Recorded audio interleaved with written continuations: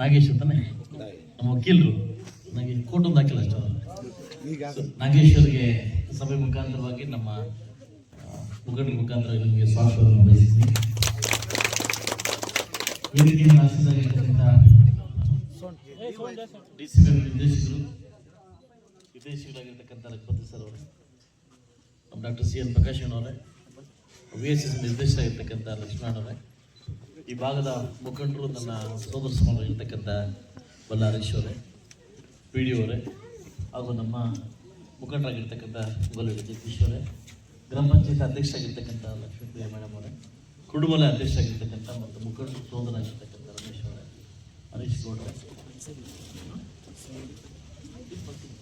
ಹಾಗೂ ವಿಶೇಷವಾಗಿ ಉಡುಪಲ್ಲಿ ಉಪಾಧ್ಯಕ್ಷರಾಗಿರ್ತಕ್ಕಂಥ ಶಂಕರ್ ಅವರೇ, ಹಾಗೂ ಈ ಕಾರ್ಯಕ್ರಮ ಅಧ್ಯಕ್ಷತೆ ವಹಿಸಿರ್ತಕ್ಕಂಥ ಈ ಪಂಚಾಯತಿ ಅಧ್ಯಕ್ಷರಾಗಿದ್ದ ಶ್ರೀಮತಿ ನನ್ನ ತಂಗಿ ಸೋದರಾಗಿರ್ತಕ್ಕಂಥ ವಸಂತಮ್ಮ ಆನಂದವರ ಮಾನದ ಓಂ ಶಕ್ತಿ ಪರಶಕ್ತಿ, ಓಕೆ, ಆನಂದ್ ಅವರೇ, ಮಾಧ್ಯಮ ಮಿತ್ರರೇ, ಎಲ್ಲ ನನ್ನ ವಿಜಯಪುರದ ಗ್ರಾಮಸ್ಥರೇ. ವಿಜಯಪುರ ನಮ್ಮ ಎರಡು ಒಂದೇ ಪಕ್ಕನೇ ತಟ್ಟಗುಂಡು ವಿಜಯಪುರ రెండు ಹೋಗ್ದೆ.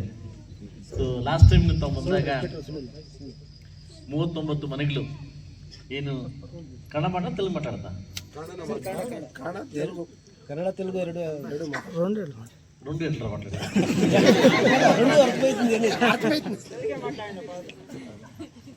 ఏమి నేను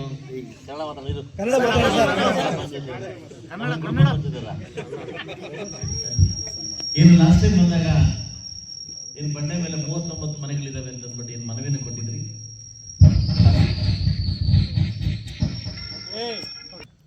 ಲಾಸ್ಟ್ ಟೈಮ್ ಬಂದಾಗ ಏನು 39 ಮನೆಗಳು ಬಂಡೆ ಮೇಲೆ ಇದ್ದಾವೆ. ಇದು ಸೇಮ್ ನನಗೆ ಬಂಡಳಿ ಕೂಡ ಪ್ರಾರಂಭ ಆಗಿತ್ತು. ಬಂಡಳಿಯಲ್ಲಿ ನೀವು ಮನವಿಯನ್ನು ಕೊಟ್ಟಿದ್ರಿ. ನನ್ನ ಮನೆಯಿಂದ ಸರ್ಕಾರಕ್ಕೆ ಕಳಿಸಿ ತಹಸೀಲ್ದಾರ್ ಕಡೆಯಿಂದ 20 ಗುಂಟೆಯನ್ನು ಸ್ಯಾಂಕ್ಷನ್ ಮಾಡಿ ಸಾಮೂಹಿಕವಾಗಿ ಏನು ಶೌಚಾಲಯವನ್ನು ಮಾಡಲಿಕ್ಕೆ ವ್ಯವಸ್ಥೆಯನ್ನು ಕೊಟ್ಟಿದ್ದು NGO ಮುಖಾಂತರವಾಗಿ ಬರ್ತಕ್ಕಂಥ ನೆಕ್ಸ್ಟು NRJ ಕೂಡ ಇನ್ನೂ ಸ್ವಲ್ಪ ಅಮೌಂಟ್ ಆಗಿ ಚೆನ್ನಾಗಿ ಮಾಡಲಿಕ್ಕೆ ಒಂದು ವ್ಯವಸ್ಥೆನ ಮಾಡಿಕೊಡ್ತೀನಿ. ಯಾಕಂದರೆ ಈ ಬಂಡೆ ಮೇಲೆ ಇರ್ತಕ್ಕಂಥವ್ರು ಒಂದು ಮನೆ ಕಟ್ಟಬೇಕಾದ್ರೂ ತುಂಬ ಕಷ್ಟ ಆಗ್ತದೆ. ಅದ್ರ ಭವಿಷ್ಯ ಮನೆ ಕಟ್ಟದವ್ರಿಗೆ ಅರ್ಥ ಆಗ್ತದೆ ಬಂಡೆ ಮೇಲೆ ಮನೆ ಕಟ್ಟೋದು ಎಷ್ಟು ಅಂತ. ಸೊ ಅದರಿಂದ ಸರ್ಕಾರದ ವತಿಯಿಂದ ಇದನ್ನು ಆದಷ್ಟು ಬೇಗ ಆಗಬೇಕಂತ ಇವತ್ತು ಒತ್ತಾಯವಾಗಿ ನಾನು ಮಾಡಿಸ್ಕೊಟ್ಟಿದ್ದೀನಿ. ಆದಷ್ಟು ಬೇಗ ಆಗುತ್ತೆ. ಇವತ್ತು ನಾನು ಬರೋದು ಲೇಟ್ ಆಗಿದ್ದಕ್ಕೆ ಕ್ಷಮೆ ಇರ್ತೀನಿ. ನಾನು PDO ಅವರಿಗೆ ಪೂಜೆ ಮಾಡಿಬಿಡಿ ಮಂಗಳಾರತಿ ಮಾತ್ರ ಬರ್ತೀನಿ ಅಂತಂದೆ. ಯಾಕಂದರೆ ಇವತ್ತು 9 ಪ್ರೋಗ್ರಾಮ್ ಮಾಡ್ಕೊಂಡಿದ್ದು. 9 ಪ್ರೋಗ್ರಾಮ್ ಎಲ್ಲ ಮುಗಿಸಿ ಬೆಳಗ್ಗೆ 10 ಗಂಟೆ ಓಡೋಕೆ ಸ್ಟಾರ್ಟ್ ಮಾಡಿದ್ದು. ಇವತ್ತೇ ಫಸ್ಟ್ ಈಗ ಬಂದು ಕೂತ್ಕೊಂಡಿದ್ದು.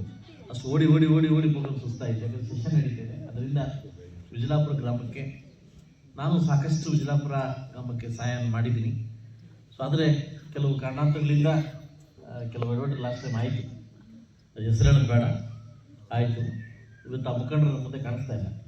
ನನ್ನ ಕಡೆಯಿಂದ ಯಥೇಚ್ಛವಾಗಿ ಎಲ್ಲ ತಗೊಂಡು ನಮ್ಮ ಕಡೆಯಿಂದ ಸಹಾಯವನ್ನು ಕೊಡೋದು. ಇವತ್ತು ನಾನು ನಮ್ಮಪ್ಪ ಅಮ್ಮ ಒಂದು ವಿದ್ಯೆ ಕಲಿಸಿಲ್ಲ. ತಿಂದೋರ್ ಮನೆಗೆ 2 ಲೋಹ ಬರಿಬೇಡ, ನೀನು ಸಹಾಯ ಮಾಡಿದ್ರೆ ಮರಿಬೇಡ ಅಂತ 2 ವಿಷಯ ನನ್ನ ತಾಯಿ ಹೇಳ್ತಿದ್ದಾರೆ. ನನ್ನ ತಾಯಿ ಕೂಡ ಓಂ ಶಕ್ತಿ ಮಾಲೆ ಧರಿಸ್ತಾ ಇದ್ರು.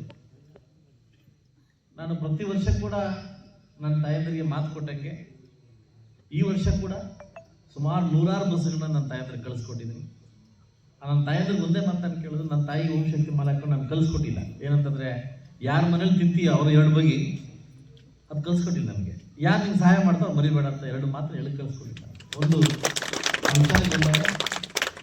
ಇವ್ರಿಗೊಬ್ಬ ವ್ಯಕ್ತಿ ನಾನು ನಮ್ಮ ಅಪ್ಪನ ಗುಟ್ಟಿನ ಕೆಲಸ ಮಾಡಿದೆ ಹೆಂಗೆ ಅಂತೇಳಿ ನಾನು ನನ್ನ ಪಕ್ಷದ ಅಭ್ಯರ್ಥಿ ಪರವಾಗಿ ಓಟ್ ಕೇಳಕ್ಕೆ ಹೋಗಿದ್ದೆ.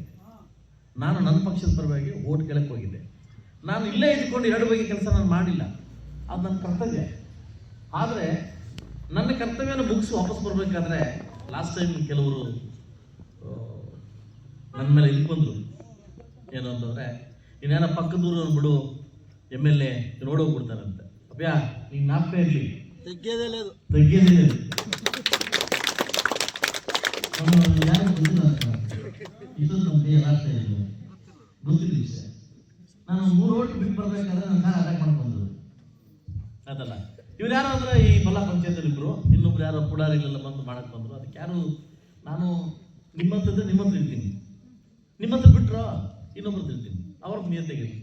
ಒಂಥರ ಹೆಂಗೆ ಅಂತಂದರೆ ನೀವು ನೋಡಿ ಹೆಚ್ಚಾಗಿರ್ತಕ್ಕಂಥ ನಿಯತ್ತಾಗಿರ್ತಕ್ಕಂಥ ಪ್ರಾಣಿ ಯಾವುದೇ ನೋಡೋಣ, ಅದು ಅನ್ನ ಹಾಕಿದ್ದ ಇವತ್ತು ಯಜಮಾನ ಕಚ್ಚಕ್ ಹೋಗಲ್ಲ, ಮನೆ ಕಚ್ಚಕ್ ಹೋಗಲ್ಲ. ಎಷ್ಟೊತ್ತಾದ್ರೂ ಏನಂತಂದ್ರೆ ಅವ್ರು ಗುರ್ತು ಪ್ರೀತಿ ಮಾಡುತ್ತೆ. ಇದು ನಾವೊಂಥರ ನಾವು ಅದೇ ತರ ನಾವ್ಯಾರಿಗೂ ಆ ದ್ರೋಹ ಮಾಡಕ್ ಹೋಗಲ್ಲ, ನಾವು ದ್ರೋಹ ಮಾಡಕ್ಕಾಗಲ್ಲ. ಇಲ್ಲಿ ತಿಂದು ಇಲ್ಲಿ ಉಂಡು ಇಲ್ಲಿತ್ತು ಇಲ್ಲಿ ಮಾಡಿ ಇನ್ನೊಬ್ಬರ ಮೇಲೆ ಸಂಸಾರ ಮಾಡ್ತಕ್ಕಂಥ ವ್ಯಕ್ತಿಗಳು ನಾವಲ್ಲ, ನಾನಂತೂ ಅಲ್ಲ. ಈ ರಾಜಕಾರಣ ಇವತ್ತು ಕೊನೆ ಆದ್ರೂ ಪರವಾಗಿಲ್ಲ, ನಾನು ಆ ಕೆಲಸ ಮಾಡಲ್ಲ. ಸೊ ಅದರಿಂದ ಬಹುಶಃ ವಿಜಯಪುರ ಜನತೆ ನಾನು ಕೇಳ್ತೀವಿ ಅಂತೀನಿ, ನಾನು ನಿಮ್ಮ ಜೊತೆ ಇದ್ದೀನಿ. ಇವತ್ತಲ್ಲ ನನ್ನ ಓಟ್ ಹಾಕಿ ಒಂದು ನಾನು ಹೇಳ್ಬೋದಿತ್ತು, ಇವತ್ತು ಬರ್ದಿಟ್ಕೊಳ್ಳಿ. ಇವತ್ತು ನಾನು ವಿಜಯಪುರ ನನ್ನ ತಾಯಂದ್ರ ಬಂದು ಮಾತಾಡ್ತೀನಿ ಬರ್ಕೊಳ್ಳಿ. 2 ವರ್ಷ ಇದ್ದಂಗೆ 1 ವರ್ಷದ ಬೇರೆ ಬಸ್ ಬರ್ತವೆ, ಬೇರೆ ಬಸ್ಗಳು. ಏನು ಕೇಳಿ, ಹೋಮ್ಶಕ್ತಿ ಬಸ್ಗಳು. ಇದೇ ಒಬ್ಬ ವ್ಯಕ್ತಿಯನ್ನು ಮಾತಾಡ್ತಿದ್ದಾನೆ, ಏನಂತ ಗೊತ್ತಾ, ಇವರು ಖರ್ಚೇಸಿ అంటే ఖర్చేసింది ఎలక్షన్ దాని మళ్ళేస్తాను ఎప్పుడు ఎలక్షన్ దాని అప్పుడు ఎలక్షన్ పోయేస్తే బస్సు మీరు ఎక్కేస్తారా? ఎక్కొద్దు. కానీ దానికి ఒక ఇదుంటుందా పోనీ, ఎలక్షన్ టైంలో ఫ్రీ బస్సు వేస్తే ఎక్కేస్తారా? 8 ವರ್ಷದಿಂದ ಹಾಕಿರ್ತಕ್ಕಂಥ ವ್ಯಕ್ತಿ ನಾನೇನಾಗಿರ್ಲಿ ಆ ಬಸ್ ಎಕ್ಕಲ್ಲ. ನಾನು ಹೇಳ್ತೀನಿ, ಒಂದು ನಿಯತ್ ಪ್ರತಿಯೊಬ್ಬ ಮನುಷ್ಯ ವ್ಯಕ್ತಿಗೂ ನಿಯತ್ ಇರಬೇಕು. ಆ ನಿಯತ್ತು ಬಿಟ್ಟೋಗಿದೆ ಅಂತಂದ್ರೆ ನಾವು ಅದಕ್ಕೆ ಆಗಲ್ಲ, ಖಂಡಿತವಾಗ್ಲೂ ಆಗಲ್ಲ. ನಾನು ಕಾಡೇಪಲ್ಲಿ ನಾಗರಾಜ್ ಪರವಾಗಿ ನನ್ನ ಅಭ್ಯರ್ಥಿ ಪರವಾಗಿ ಓಟ್ ಕೇಳಿದ್ದೀನಿ, ಕೆಲಸ ಬರ್ತಕ್ಕಂಥ ಕರ್ತವ್ಯನನ್ನು ನಾನು ಮಾಡ್ಕೊಂಡು ಬಂದಿದ್ದೀನಿ. ನಾನು ಇನ್ನೊಬ್ಬರ ಮೇಲೆ ಟೀಕೆ ಮಾಡೋದಾಗ್ಲಿ, ಇನ್ನೊಬ್ಬರ ಮೇಲೆ ಇದು ಮಾಡೋದಾಗ್ಲಿ ನಾನು ಮಾಡೋದಿಲ್ಲ. ಯಾಕೆ ನನ್ನ ಪಕ್ಷದ ಅಭ್ಯರ್ಥಿ ನಾನು ನಿರೂಪಣೆ ಮಾಡ್ಬೇಕಂತ ನನ್ನ ಕರ್ತವ್ಯನ ಬೆಳೆಸ್ಕೊಂಡು ಬಂದಿದ್ದೀನಿ. ಹಂಗಂದು ಇನ್ನೊಂದು ಯಾವುದಕ್ಕೋ ದೌರ್ಜನ್ಯಕ್ಕೆ ಒಳಗಾಗ್ಬಿಡೋದು, ಇನ್ನೊಂದಕ್ಕೆ ಯಾಕೆ ಒಳಗಾಗೋದು ನಾನಲ್ಲ. ಆದರೆ ಯಾಕೆ ಮಾತು ಹೇಳ್ತೀನಿ ಅಂದರೆ, ಯಾರು ಹೇಳಿ ಈ ಊರಿಂದ ಒಬ್ಬ ವ್ಯಕ್ತಿ ನನ್ನ ಮೇಲೆ ಆಯಿತು, ಅದಕ್ಕೆ ನಾನು ನಿಮ್ಗೆ ಹೇಳ್ತಿದ್ದೀನಿ. ಅದರಿಂದ ಶೌಚಾಲಯ ಎಲ್ಲ ಇನ್ನೇ ಏನೇ ಇದ್ರೂ ಕೂಡ ನಾನು ನಿಮ್ಗೆ ವ್ಯವಸ್ಥೆ ಮಾಡಿಕೊಡ್ತೀನಿ. ಇವತ್ತು ಲೇಟ್ ಆಗಿದ್ದಕ್ಕೆ ನಿಮ್ಗೆ ಕ್ಷಮೆ ಇಲ್ಲ ಅಂತ ಹೇಳ್ತಾ, ಎಲ್ಲ ತಾಯಿದ್ರು ಕೂಡ ನೀವು ಆರಾಮಾಗಿ ಹೋಗಿ ಲಾಭವಾಗಿ ಬನ್ನಿ.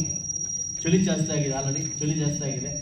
ನೀವು ನಿಮ್ಮ ಆರೋಗ್ಯ ನೀವು ನನಗೆ ಮುಖ್ಯ ಆಗ್ತದೆ. ಅದರಿಂದ ನೀವು ಆರಾಮ್ಸೆ ಹೋಗಿ ತಾಯಿ ದರ್ಶನ ಪಡ್ಕೊಂಡು ಬನ್ನಿ ಅಂತ ಹೇಳ್ತಾ ಅವಕಾಶ ಕೊಟ್ಟಿದ್ದಕ್ಕೆ ಎಲ್ಲ ನನಗೆ ಏನಾಗ ಇದೇನಿದೆ ಲೇಟ್ ಆಗಿದ್ದಕ್ಕೆ ನಿಮಗೆ ಸರಿ ಕೇಳ್ತೀನಿ. ನಮ್ಮ ಪಂಚಾಯತಿ ವಿಡಿಯೋಗೆ ನಿಮ್ಮ ಕಾಲಾವಧಿಯಲ್ಲಿ ಎಷ್ಟು ವರ್ಷ ನಿಮಗೆ? 2 ವರ್ಷ ಇಲ್ಲೇ ಇರಬೇಕು. 2 ವರ್ಷ ಇಲ್ಲೇ ಇದ್ದು ಕೆಲಸ ಮಾಡ್ಬೋದು. ಎಚ್ಕಲ್ದಲ್ಲಿ ಬೇಡ ನಮಗೆ.